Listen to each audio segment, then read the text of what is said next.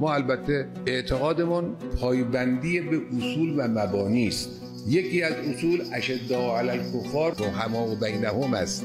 ما با دشمنان با استکبار سر آشتی نداریم، با برادران مسلمان بنای بر دشمنی و عداوت نداریم، بنای بر دوستی و رفاقت و برادری داریم، چون معتقدیم باید اشداء علی الکفار رحماء بینهم بود. این درس امام بزرگوار ماست، این خط مسلم جمهوری اسلامی است.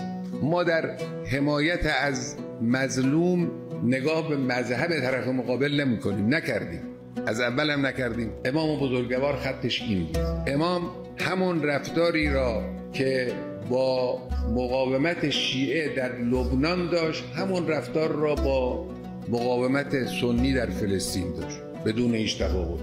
ما همون حمایتی را که از برادرانمون در لبنان کردیم، از برادرانمون در غزه کردیم، بدون هیچ تفاوت.